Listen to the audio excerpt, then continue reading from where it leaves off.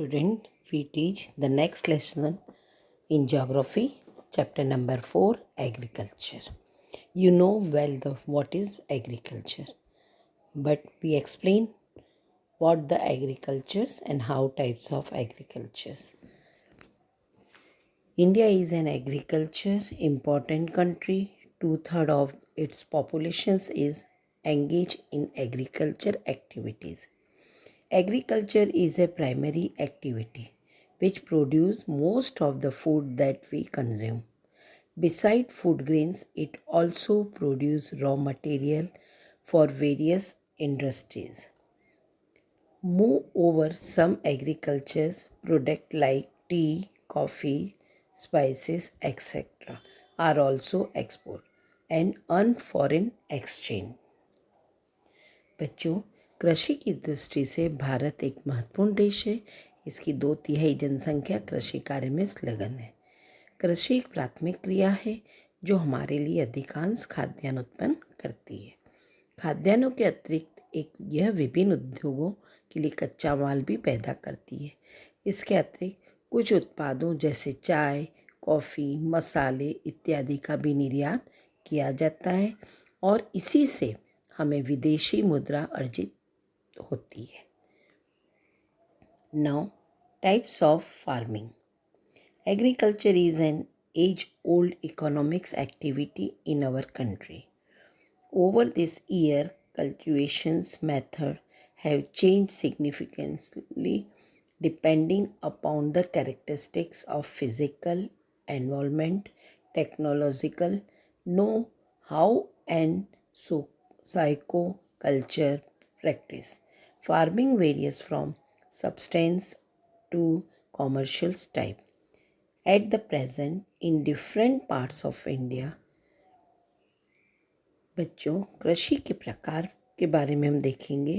कृषि हमारे देश की प्राचीन एवं आर्थिक क्रिया पिछले हजारों सालों से दौरान भौतिक, पर्यावरण, प्रौद्योगिक और सामाजिक सांस्कृतिक रीति रिवाजों के अनुसार खेती करने की विविध आर्थिक सार्थक परिवर्तन हुआ है। जीवन निर्वाह खेती से लेकर वाणिज्य खेती तक कृषि के अनेक प्रकार हैं। वर्तमान समय में भारत के विभिन्न भागों में निम्नलिखित प्रकार से कृषि तंत्र अपनाए गए हैं। The first one is a primitive subsistence farming.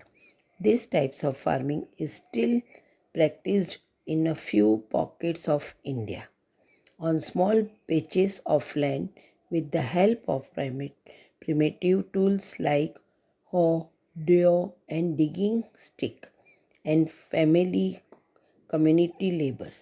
These types of farming depend upon the monsoon natural fertility of soil and suitability of other environmental conditions to the crops grown. It is a slash and burn agriculture. Farmer clear the patch of land and produce cereals and other food crops to sustain their family. When the soil fertility decrease, the farmers shift and clear the fresh patch of land for cultivation. These types of shifting allowed nature to replace to fertility of the soil throughout the nature process. Land productivity in this type of agriculture is low as the farmer does not use fertile or other modern inputs. It is the zooming in northeastern states like Assam, Meghalaya, Mizoram, Nagaland, Pamalo in Manipur, Dipa in Bastar district of Chhattisgarh and in Andaman and Nicobar Island. बच्चों, प्रारंभिक जीविका की कृषि के निर्वाह के बारे में पढ़ेंगे। इस प्रकार की कृषि भारत के कुछ भागों में ही होती है। प्रारंभिक जीवन निर्वाह कृषि भूमि के छोटे टुकड़ों पर आदिम कृषि औजारों जैसे लकड़ी के हल, डाव और खुदाई करने वाली छड़ी तथा परिवार अथवा समुदाय श्रम की मदद से की जाती है। इस प्रकार की कृषि प्राय मानसून मृदा प्राकृतिक उर्वरक और फसल उगाने के लिए अन्य पर्यावरणीय परिस्थितियों की उपयुक्तता पर निर्भर करती है। यह कतन दहन प्रणाली कृषि है। किसान जमीन के टुकड़े को साफ करके उन पर अपने परिवार के भरण पोषण के लिए अनाज व अन्य खाद्य फसलें उगाते हैं। जब मृदा उर्वरता कम हो जाती है तो किसान उस भूमि के टुकड़े से स्थानांतरित हो जाते हैं और कृषि के लिए भूमि का दूसरा टुकड़ा साफ करते हैं। कृषि के इस प्रकार के स्थानांतर से प्राकृतिक प्रक्रिया द्वारा मिट्टी की उर्वरता शक्ति बढ़ जाती है। देश के विभिन्न भागों में इस प्रकार की कृषि विभिन्न नामों से जाना जाता है। उत्तर पूर्वी राज्यों आसाम, मेघालय, मिजोरम और नागालैंड में इसे जूम कहा जाता है। मणिपुर में पामलू और छत्तीसगढ़ के बस्तर जिले में और अंडमान निकोबार द्वीप समूह में इसे दीपा कहा जाता है। Intensive subsistence farming. Intensive subsistence farming. This types of farming is practiced in the areas of high population pressures on land.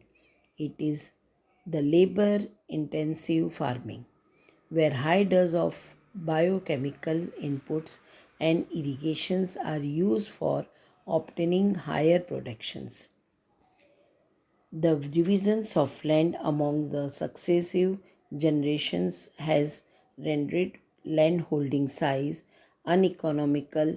The farmer continued to take maximum output from the limited land. Thus, there is a enormous pressure on the agricultural land by raising 2 or 3 crops in the year from the same land. An example, multiple cropping. बच्चों, गहन जीविका कृषि इस प्रकार की कृषि उन क्षेत्रों में की जाती है जहाँ जनसंख्या का दबाव अधिक होता है। यह श्रम गहन खेती है जहाँ अधिक उत्पादन के लिए अधिक मात्रा में जैव रासायनिक निवेशों और सिंचाइयों का प्रयोग किया जाता है। भूस्वामित्व में विरासत में अधिकार के कारण पीढ़ी दर पीढ़ी जोतों का आकार छोटा और अलाभप्रद होता जा रहा है और किसान वैकल्पिक रोजगार न होने के कारण सीमित भूमि में अधिकतम पैदावार लेने की कोशिश करते हैं। अतः कृषि भूमि पर बहुत अधिक दबाव रहता है। ये साल में 2 या 3 फसलें लेते हैं और इसी को हम मल्टीपल या बहुत सारी फसलें कहते हैं। The commercial farming. The main characteristics of these types of farming is used to higher dose of modern inputs.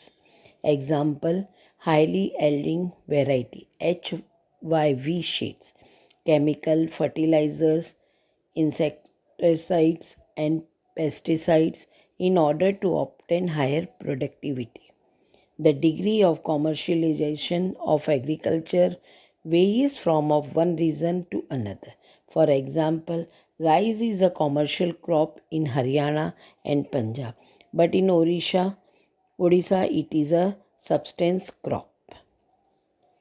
बच्चों, अब हम देखेंगे वाणिज्य कृषि। इस प्रकार की कृषि में मुख्य लक्षण आधुनिक निवेशों जैसे अधिक पैदावार देने वाले बीजों, रासायनिक उर्वरकों, कीटनाशकों के प्रयोग से उच्च पैदावार प्राप्त करना है। कृषि के वाणिज्यकरण का स्तर विभिन्न प्रदेशों में अलग अलग है। उदाहरण के लिए हरियाणा और पंजाब में चावल वाणिज्य की एक फसल है, परंतु ओडिशा में यह एक जीविका फसल है। In plantations is also types of commercials. Farming in these types of farming, the single crop is grown in large area. The plantation has an interface of agriculture and industry. Plantation cover large tract and land using the capital intensive input. With the help of migrant laborers, all the product is used as raw material in respective industries. In India, tea, coffee, rubber, sugarcane, banana, etc. are important plantations crops tea in Assam and North Bengal, in coffee in Karnataka are some of the important plantation crop grown in this state. बच्चों, रोपण कृषि में एक प्रकार से वाणिज्यिक खेती है। इस प्रकार की खेती में लंबे चौड़े क्षेत्र में एकत्र कर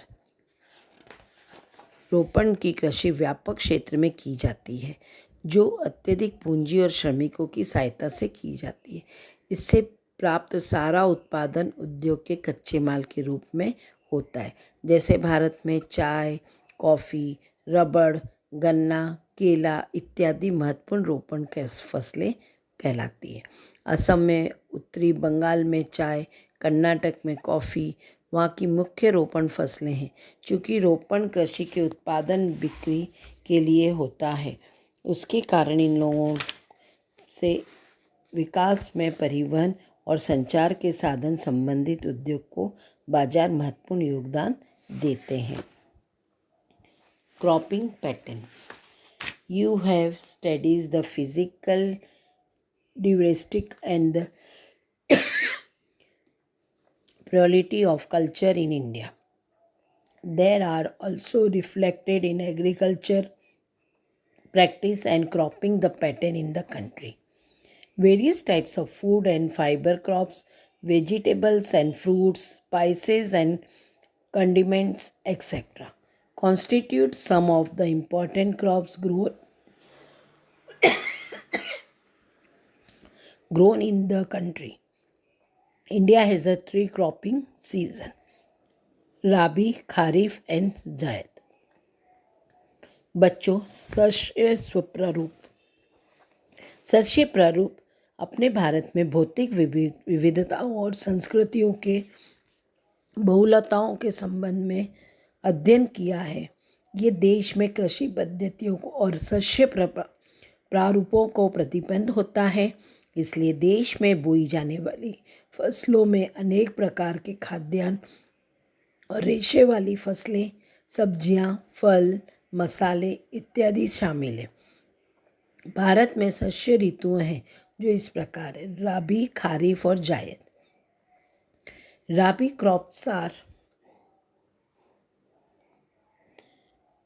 crops are sown in the winter from October to December and harvested in summer from April to June. Some of the important Rabi crops are wheat, barley, peas, gram and mustard. These crops are grown in large parts of India. States from the north and north to western parts such as Punjab, Haryana, Himachal Pradesh, Jammu and Kashmir, Uttaranchal and Uttarakhand and Uttar Pradesh are important for productions of wheat and other rabi crops.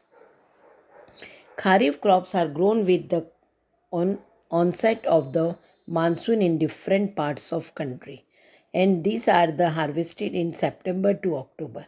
Important crops grown during this season are paddy, maize, jowar, bajra, arhar, moong, urad, cotton, jute, groundnut and soybean. Some of the most important rice growing regions are Assam, West Bengal, coastal region of Odisha, Andhra Pradesh, Telangana, Tamil Nadu, Kerala and Maharashtra. Particularly the Konkan coast along with the Uttar Pradesh and Bihar. Recently paddy has also become an important crop of Punjab and Haryana. These are the Aman and Boro. In between the Rabi and Kharif season, there is a short season during the summer month known as the Jayad season. Some of the crop products during the Jayad are watermelon, muskmelon, cucumber, vegetable, fodder crops, sugarcane takes almost the year grow. बच्चों, जिस प्रकार से हमने तीनों देखी, राबी, खारिफ और जायद। राबी फसलों को शीत ऋतु में अक्टूबर से दिसंबर के मध्य बोया जाता है और ग्रीष्म ऋतु में अप्रैल से जून के मध्य काटा जाता है। गेहूँ, जौ, मटर, चना, सरसों और कुछ मुख्य राबी फसलें कहलाती है।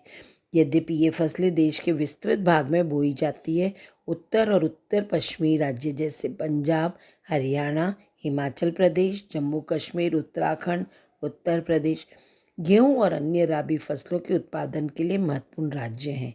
शीत ऋतु में शीतोष्ण पश्चिम विक्षोभों में होने वाली वर्षा इन फसलों से अधिक उत्पादन में सहायक होती है। पंजाब, हरियाणा, पश्चिम उत्तर प्रदेश और राजस्थान के कुछ भागों में हरित क्रांति की सफलता भी उपयुक्त राबी फसलों में वृद्धि में एक महत्वपूर्ण कारक है। खरीफ फसलें के विभिन्न क्षेत्रों में मानसून के आगमन के साथ बोई जाती है। सितंबर अक्टूबर में काट ली जाती है।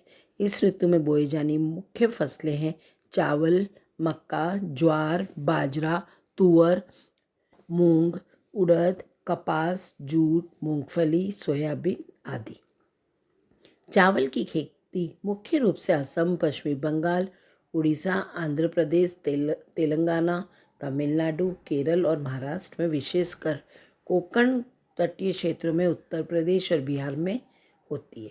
पिछले कुछ वर्षों में चावल पंजाब और हरियाणा में भी बोए जाने वाली महत्वपूर्ण फसल बन गई है। राबी के और खरीफ फसल ऋतुओं के बीच एक ग्रीष्म ऋतु में बोई जाने वाली फसल को जायद कहा जाता है। जायद ऋतु में मुख्यतः तरबूज, खरबूजे, खीरे, सब्जियां, चारे की फसलें और खेती की जाती है। गन्ने की फसल को तैयार होने में लगभग 1 वर्ष लगता है। The major crops.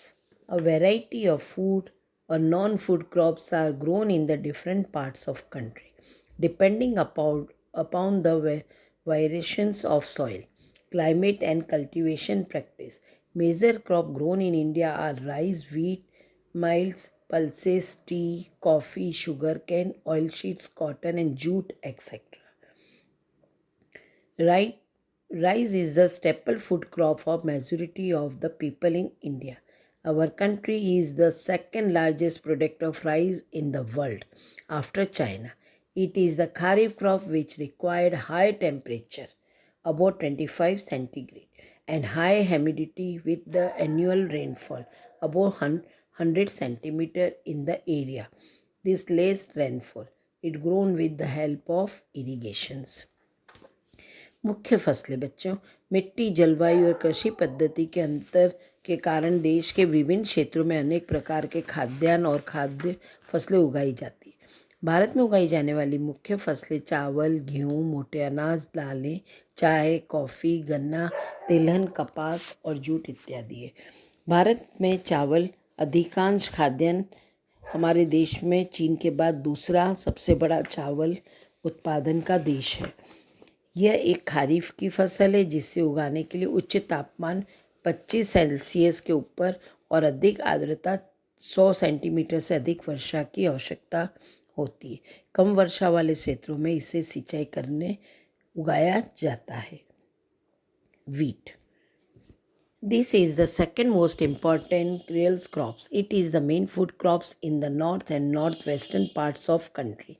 This rabi crop is required to cool growing seasons and bright sunshine at the time of ripening. It required 50 to 75 centimeter annual rainfall.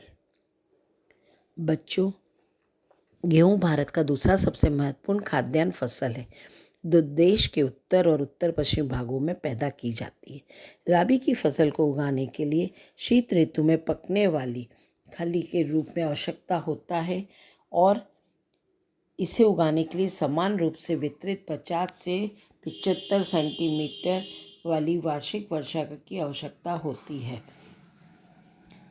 और देश के गेहूँ उगाने वाले 2 मुख्य क्षेत्र उत्तर पश्चिम में गंगा सतलुज मैदान और ढक्कन का काली मिट्टी वाला प्रदेश। पंजाब, हरियाणा, उत्तर प्रदेश, मध्य प्रदेश, बिहार, राजस्थान के कुछ भागों में गेहूं पैदा करने वाले मुख्य राज्य हैं। Millets, jowar, bajra, ragi are the important millets grown in India, though these are known as the courses of grain. These have very high nutrients value. For example, ragi is a very rich in iron, calcium or other micronutrients of ragi. Jowar is the third most important food crops with respect to area of productions. It is rain-fed crop mostly grown in the moist area which is hardly need irrigations. Major jowar productions states are Maharashtra, Karnataka, Andhra Pradesh and Madhya Pradesh. बच्चों, मोटे अनाज ज्वार, बाजरा और राबी भारत के उगाए जाने वाले मुख्य मोटे अनाज। यद्यपि इन मोटे अनाज कहा जाता है परंतु इनमें पोषक तत्वों की मात्रा अत्यधिक होती है। उदाहरण के लिए रागी में प्रचुर मात्रा में लोहा, कैल्शियम, सूक्ष्म पोषक और भूसी मिलती है। क्षेत्रफल और उत्पादन की दृष्टि से ज्वार देश की तीसरी महत्वपूर्ण खाद्यान्न फसल है। यह फसल वर्षों से निर्भर है। अधिकतर आर्द्र क्षेत्रों में उगाए जाने के कारण इसके लिए सिंचाई की आवश्यकता नहीं होती। इसके प्रमुख उत्पादन राज्य महाराष्ट्र, कर्नाटक, आंध्र प्रदेश और मध्य प्रदेश है। Bajra grow well the sandy soil and shallow black soil. Major bajra productions state are Rajasthan, Uttar Pradesh, Maharashtra, Gujarat and Haryana. Ragi is a crop of dry region of growth and grow well on red, black, sandy, loamy and shallow black soil. Major ragi producing states are Karnataka, Tamil Nadu, Himachal Pradesh, Uttarakhand, Sikkim, Jharkhand and Arunachal Pradesh. बाजरा एक बलुआ और उथली खाली मिट्टी पर उगाया जाता है। राजस्थान, उत्तर प्रदेश, महाराष्ट्र, गुजरात और हरियाणा के मुख्य उत्पादन राज्य है। रागी शुष्क प्रदेशों में की फसल है। ये लाल, काली, बलुआ, दोमट और उथली काली मिट्टी को अच्छी तरह उगाई जाती है। रागी के प्रमुख उत्पादन राज्य कर्नाटक, हिमाचल प्रदेश, उत्तराखंड, सिक्किम, झारखंड और अरुणाचल प्रदेश है। Maize. It is a crop which they use both as the food and fodder. It is the kharif crop which require temperature between 21 centigrade to 27 centigrade and grow well in all alluvial soil. In some states like Bihar, maize grown in Rabi seasons also. Use of modern input such as HYV sheets, fertilizer and the irrigations have contributed to the increase in productions of maize. मक्का ये एक ऐसी फसल है जो खाद्यान्न व चारा दोनों के रूप में प्रयोग होती है और ये खरीफ फसल है जो 21 सेल्सियस से लेके 27 सेल्सियस के तापमान में भी पुराने जलूदों और मिट्टी पर अच्छी तरह प्रकार से उगाई जाती है। बिहार जैसे कुछ राज्यों में मक्का राबी की ऋतु में भी उगाई जाती है। आधुनिक प्रायोगिक निवेशों जैसे उच्च पैदावार देने वाले बीजों, उर्वरकों, सिंचाई के उपयोग से मक्का का उत्पादन बढ़ा है और कर्नाटक, मध्य प्रदेश में उत्तर प्रदेश, बिहार, आंध्र प्रदेश, तेलंगाना मक्का के मुख्य उत्पादन राज्य हैं। Pulses. India is the largest product as well as consumer of pulses in the world. These are the major sources of protein in vegetarian diet. Major pulses that are grown in India are tuar, urad, moong, masoor, peas and gram. Can you distinguish which is these pulses are grown in the Kharif season and which are grown in Rabi season? Pulses need less moisture and survive even in dry conditions. Being the leguminous crops, all these crops are except arhar help in restoring soil fertility by fixing the nitrogen from the air. Therefore, these are the mostly grown in the rotation with other crops. बच्चों, दालें। भारत में विश्व में दालों की सबसे बड़ा उत्पादन तथा उपभोक्ता देश है। शाकाहारी खाने में दालें सबसे अधिक प्रोटीनदायक होती है। तुअर, जिसे हम अरहर के नाम से भी जानते हैं, उड़द, मूंग, मसूर, मटर, चना भारत की मुख्य दलहनी फसलें हैं। क्या आप जान सकते हैं कि इनमें से कौन सी दालें खरीफ में और कौन सी दालें राबी में उगाई जाती है? बच्चों, शुष्क परिस्थितियों में भी उगाया जा सकता है। फसलों के द्वारा वस्तु में अरहर दाल जो सबसे अधिक प्रोटीन रहती है और जिसे खाने में अच्छी तरह यूज़ की जाती है और इन्हें हर तरह से अन्य सभी दालों में वायु और नाइट्रोजन लेकर भूमि की उर्वरकता को बनाए रखती है तथा इन फसलों को आमतौर पर अन्य फसलों के में बोया जाता है। भारत में मध्य प्रदेश, राजस्थान, महाराष्ट्र, उत्तर प्रदेश, कर्नाटक दाल के मुख्य उत्पादन राज्य हैं। खाद्यान्नों के अलावा अन्य खाद्य फसलें भी इसी के दालों के बीच में उगा दी जाती हैं, जो दालों का उत्पादन बढ़ता चला जाता है।